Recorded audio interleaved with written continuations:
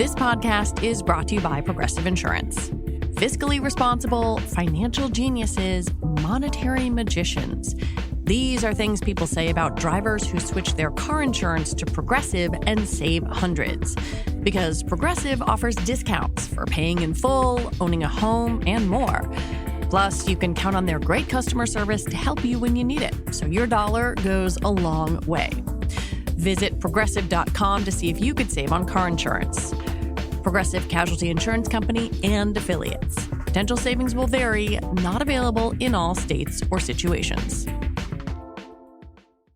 This message is brought to you by Apple Pay. Forget your wallet? It's all good. Because with Apple Pay, you can pay with a simple tap of your iPhone, the wallet you never forget, at millions of places worldwide, including websites, apps, and anywhere you see the contactless symbol. Security is built in with Face ID, so you don't have to worry about your cards getting lost or stolen. And the best part, you still earn the card rewards, points, and cash back you love. So say goodbye to the bifold. Add your card to Apple Wallet and start paying the Apple way. Terms apply.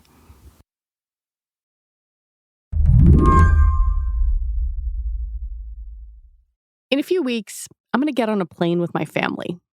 We'll take some time to see grandparents, go on a little vacation, and have some beach time. And I know that when I get on that flight, the airline will have a lot of information about me.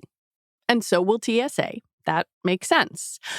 But according to Joseph Cox at 404 Media, my information could also be sold to Customs and Border Protection.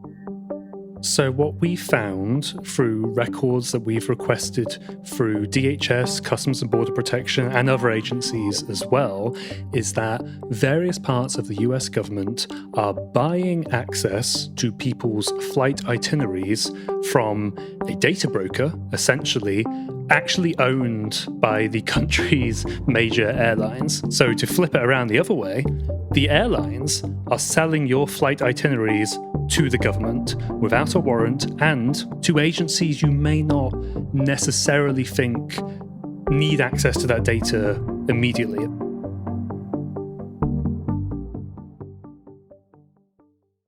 So, if I'm flying to Georgia, it's a domestic flight.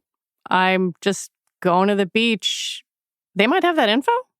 Yeah. So what happens is when you go and book a flight through a travel agent, a website or even a physical one, that data gets sent to a company called the Airlines Reporting Corporation, ARC, and that is the company that's owned by the airlines. It's basically like this middleman organization that funnels the purchase from the travel agent to the airlines. Publicly released documents show that ARC is owned and operated by at least 8 major airlines.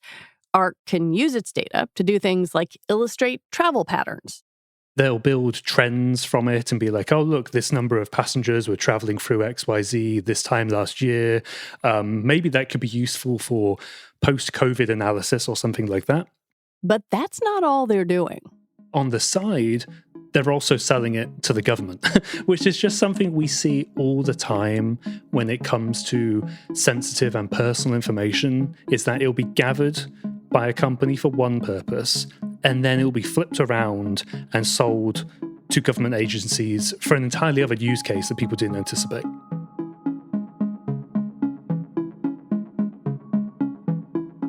Today on the show, how the major airlines are selling your data to the federal government.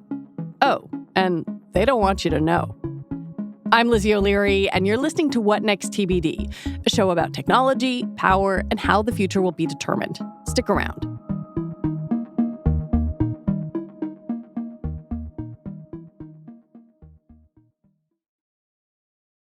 Whether you're gearing up for back-to-back meetings or tackling an endless to-do list, your morning sets the tone for it all. That's why it should start with the perfect cup of coffee. Enter Trade. I started by taking Trade's quiz, which consists of a few questions that help determine your coffee recommendations. I love how simple Trade makes it to discover new roasters and coffees to try. The descriptions make it exciting to figure out which bag suits you, and it makes it easy to try something new without feeling overwhelmed by all the options available. Trade's experts have taste-tested thousands of coffees to curate over 450 amazing roasts. If that first bag isn't quite right, Trade will replace it for free until they nail it. Plus, you're supporting local roasters. It's a win-win. Right now, Trade is exclusively offering What Next TBD listeners 50% off your 1-month trial at drinktrade.com/TBD. That's drinktrade, TRADE.com/TBD for 50% off your 1-month trial. drinktrade.com/TBD. This episode is brought to you by Agency. While single agents can handle specific tasks, the real power comes when specialized agents collaborate to solve complex problems. But there's a fundamental gap. There is no standardized infrastructure for these agents to discover, communicate with, and work alongside each other. That's where Agency comes in. The Agency is an open-source collective building the Internet of Agents, a global collaboration layer where AI agents can work together. It will connect systems across vendors and frameworks, solving the biggest problems of discovery, interoperability, and scalability for enterprises. With contributors like Cisco, Crew AI, LangChain, and MongoDB, Agency is breaking down silos and building the future of interoperable AI. Shape the future of enterprise innovation. Visit agency.org to explore use cases now. That's agntcy.org.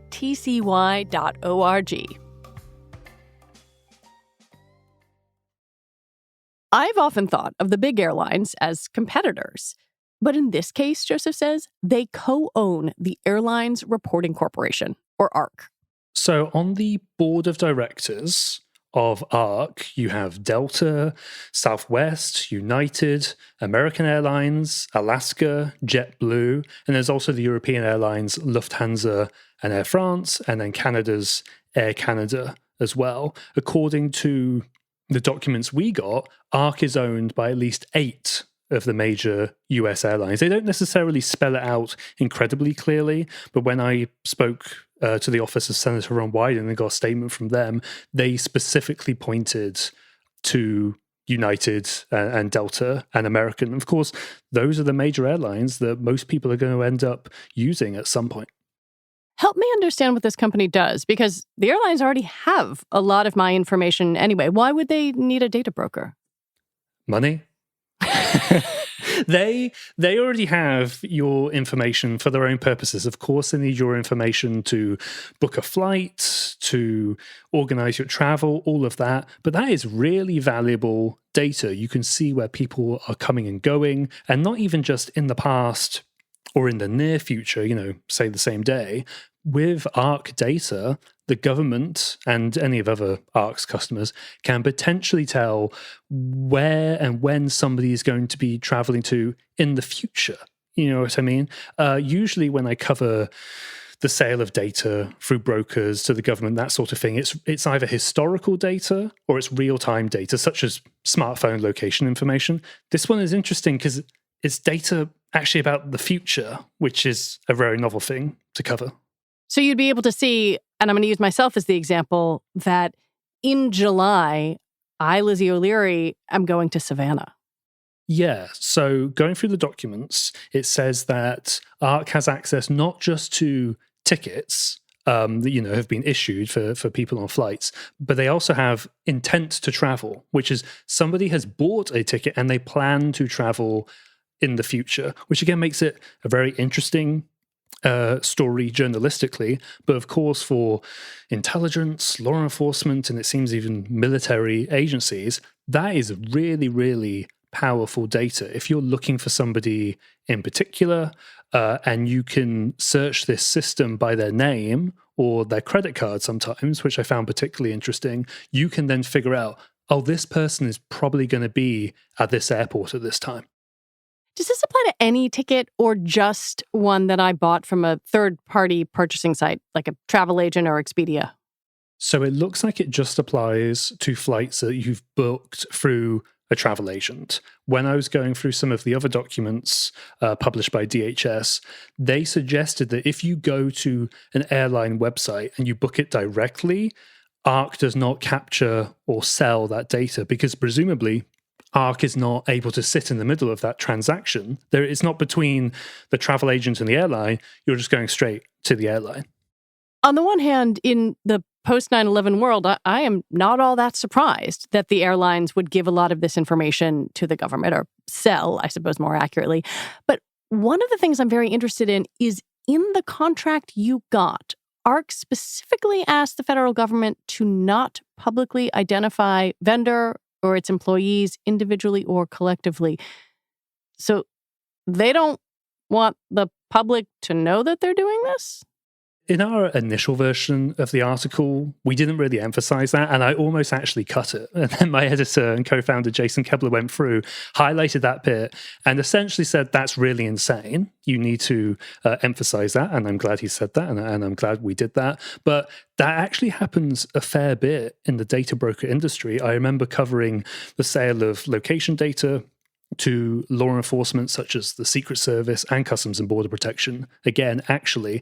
And in contracts there were explicit mentions saying, you cannot use this in a court case. You cannot mention us in a court case. And I can't really say why the airlines didn't want that, or other surveillance companies or data brokers don't want that.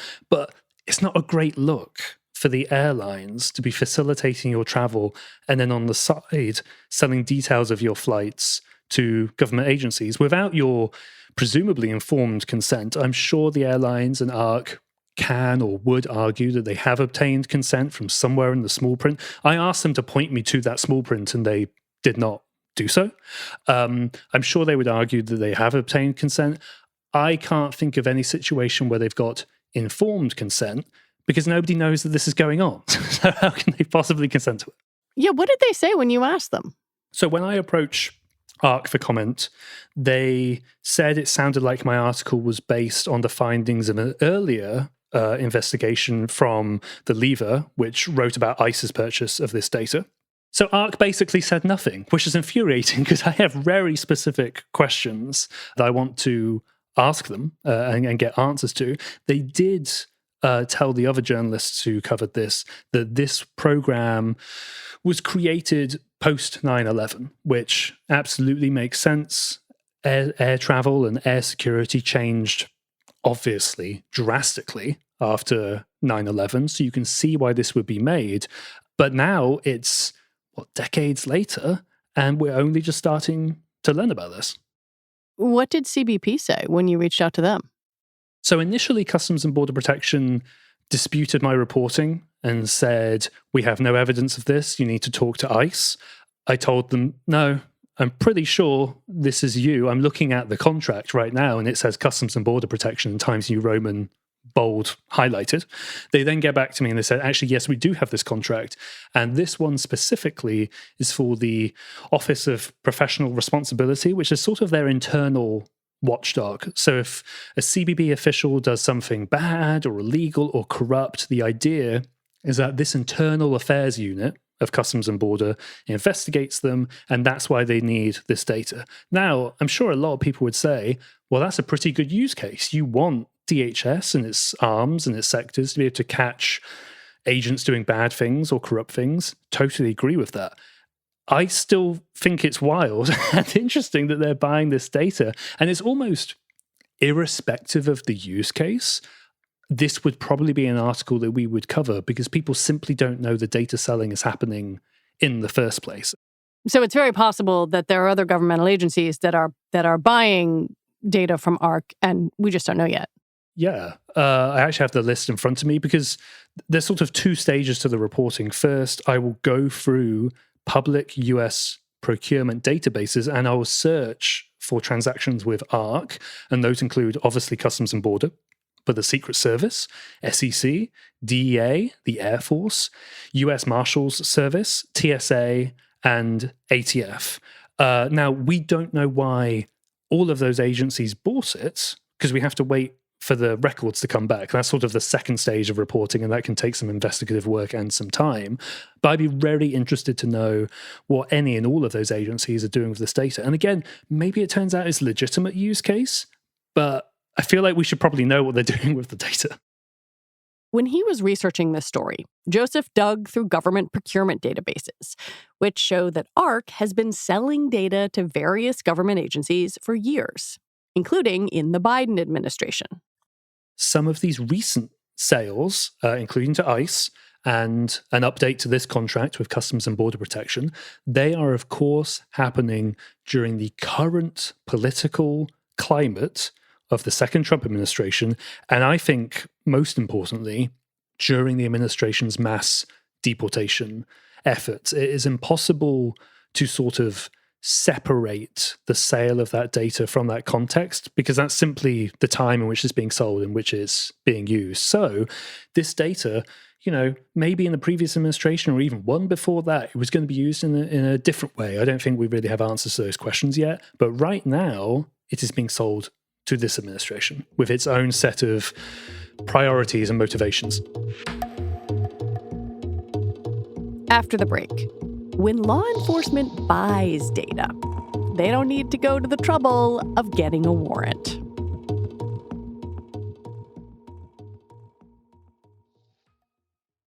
This message is brought to you by Apple Pay. Forget your wallet? It's all good. Because with Apple Pay, you can pay with a simple tap of your iPhone, the wallet you never forget, at millions of places worldwide, including websites, apps, and anywhere you see the contactless symbol. Security is built in with Face ID, so you don't have to worry about your cards getting lost or stolen. And the best part, you still earn the card rewards, points, and cash back you love. So say goodbye to the bifold. Add your card to Apple Wallet and start paying the Apple way. Terms apply. This podcast is brought to you by Smalls. Is your cat ready for a diet upgrade? Then you need Smalls cat food, named the best overall cat food by Cats.com. Smalls cat food is packed with ultra-high protein and made with preservative-free ingredients, giving your cat the high-quality meal they deserve. And it's delivered right to your door. After switching to Smalls, 88% of cat owners reported noticeable improvements in their cat's overall health. The team at Smalls is so confident your cat will love their product, you can try it completely risk-free. Give your cat the food they deserve for a limited time only because you're a What Next TBD listener. You can get 35% off Smalls plus an additional 50% off your first order by using code TBD. That's an additional 50% off when you head to smalls.com and use promo code TBD. Again, that's promo code TBD for an additional 50% off your first order plus free shipping at smalls.com.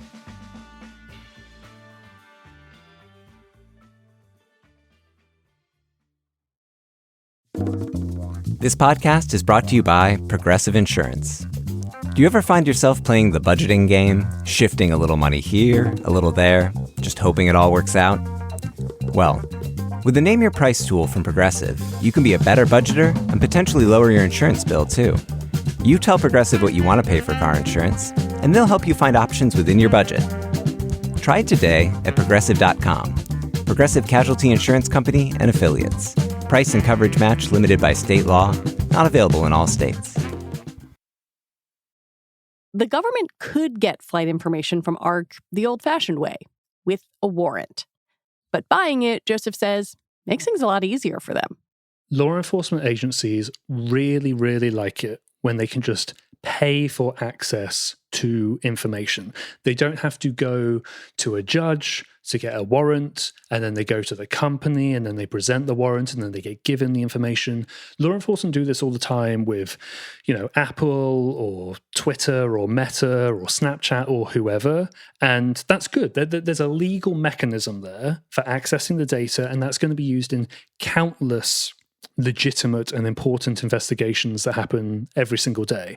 That can take time and it takes a lot of paperwork. So if law enforcement can simply buy their way to information, they've historically shown that they really like to do that because it bypasses that paperwork and they can kind of do more with the data.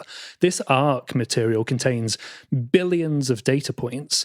So if you're able to just search through it, you can kind of do things you wouldn't be able to do if you just filed a single warrant. Maybe you could search for a lot of people. Maybe you could search for people who don't have probable cause that they've done some sort of crime. And again, governments have done this with smartphone location data, which actually probably should require a warrant, but they've simply bought it. They've done it with utility data and internet backbone information as well. Cops love to buy data so much that even Senator Ron Wyden has tried to pass legislation that would ban this sort of sale and purchase and force agencies to get a warrant. Yeah, when you talked to Wyden, he said that ARC was shady. Did he mean the company or just sort of this practice of purchasing data, instead of going to a judge, showing probable cause, getting a warrant? My interpretation of the quote is that it's two things. It's both the legal mechanisms that you just laid out, but it's also just almost the facts of the story, which is that we're all flying on these airlines and we don't know and don't expect them to then sort of double dip on that data. We're already paying to have no legroom on economy on whatever flight and paying, to put our luggage in these tiny little... Or to use our face as a boarding pass. Right, that as well. And then on top of all of that, they're also selling your information to the government. Do we know what exactly CBP is doing with this data that it's buying? I mean, I know that may be too difficult a question to ask, but what could you do with it? Well, CBP says it's only using it for the internal affairs section of the agency, and that's all well and good. But once you gain access to this information, there isn't really a limit on what you can do with it. I haven't seen, for example, in the contracts, I haven't seen any sort of clause that says you can't use this to investigate somebody who has no probable cause. You can't use this to investigate a political enemy. You can't use this to investigate really anything. In the contract, there doesn't seem to be any sort of caveat on the actual use of that data. I'm sure companies selling this sort of information sort of defer to law enforcement agencies, to decide that. But it shows that sort of there's no guardrails on it. You purchase it and you can do whatever you want, it seems. You have spent a lot of time reporting on the intersection of kind of data collection and law enforcement. You wrote a whole book about one of the biggest sting operations ever. Why is data so attractive to law enforcement? And as you have reported this, have you seen the kind of traditional guardrails that might exist around, say, going into someone's home, a physical space, keep pace with going into someone's digital space? Yeah, there is a massive disconnect between the physical world and the digital world. And of course, arguably, there shouldn't be a difference because our digital lives have just as much impact on the physical as really anything else. So yeah, as you allude to, if you're going to go search somebody's apartment or house or place a GPS tracker on their vehicle or something like that, you're going to need a search warrant. If you're doing some sort of other digital surveillance, maybe you would need a subpoena or at least some sort of court order. It really varies about that. It really varies sort of on the invasiveness of the technology. But when all of this data is out there to be accessed by different agencies in different ways, agencies absolutely turn to it. Joseph and his colleagues have followed how various governments, local, state, and federal, are harnessing data from private surveillance companies. At 404 Media, we've been doing a lot of coverage about Flock, which is a surveillance company that sells automatic license plate readers across the country. And listeners have maybe even seen these cameras in their own communities. What we found was that local cops in Texas, for example, were looking for somebody who received an abortion, but they searched cameras all over the country. And that was without a warrant as well. So clearly... Just by buying the data? Just by buying access, they've bought access to this tool, and then they're able to query it. So it's not exactly parallel to this ARC data, but there are all of these pockets of these different technologies where it really looks like the law hasn't caught up in some way. It is case by case on the technology and the data and the agency using it. But I think this is probably what privacy advocates and activists would say, well, this is why the US needs some sort of federal overarching piece of privacy legislation, which the country doesn't have. And I mean, there's absolutely no indication it's going to have it anytime soon. There are a couple of states that have data protection laws and privacy laws. If you live in Illinois or California, one of these states that has a more robust legal privacy infrastructure, do you have any extra protection? Well, you're supposed to. But then, as we found that, again, with the flock example, sometimes law enforcement agencies are still looking up that data as well. When it comes to the ARC flight material, we haven't seen any indication that it doesn't include people from California or Illinois. Now, maybe we're wrong on that, and maybe they just haven't made it explicit, but there's nothing in the company's marketing or in the internal CPP documents that we got that says, oh, by the way, this doesn't include Californians' data. So presumably, that's impacted here as well. If someone is listening to this conversation and thinking, wait a minute, I don't want information from my Delta ticket to be sold to CBP, is there anything they can do? The only sort of precaution I've seen if somebody wishes to do that is that you go to the airline, and you book a flight that way. Now, of course, law enforcement can still access that data, but it's going to be through some sort of legal mechanism, right? It's going to be maybe TSA is monitoring, then they give a tip-off to CPP. Maybe another part of DHS goes through some sort of legal process to obtain that data. I don't think anybody would argue that law enforcement shouldn't be able to get airline data in circumstances, in limited and justified and legitimate circumstances. But the wholesale bulk selling of this data is not that. You broke this story last week. What kind of a response have you gotten so far? Mostly the people are very, very mad at the airlines, which again... I mean, people love to be mad at airlines. Well, exactly. That is why I think we decided to emphasize the sort of cover-up in the piece, because people are already very, very mad at airlines, and then they have the audacity to sell this information to the government as well. Of course, I'm kind of paraphrasing the critiques I've seen on Blue Sky and elsewhere, but yeah, people seem pretty mad. And I mean, just journalistically, I'm now interested in, again, what lawmakers may do. Maybe they'll ask questions of ARC and the airlines. I know the office of Senator Ron Wyden has already queried those parties and hasn't really got a response yet, at least as far as I know. We'll see. But I just want to know what the other agencies are doing with the data as well.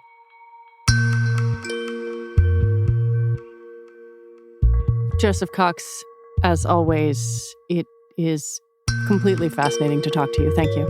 Thank you so much for having me. Joseph Cox is a co-founder of 404 Media and host of the 404 Media podcast. And that is it for our show today. What Next TBD is produced by Patrick Fort. Our show is edited by Evan Campbell. TBD is part of the larger What Next family. And if you like what you hear, the best way to support us is by joining Slate Plus. You get all your Slate podcasts, including this one, ad-free. Just head on over to slate.com/whatnextplus to sign up. All right, we'll be back next week with more episodes. I'm Lizzie O'Leary. Thanks for listening.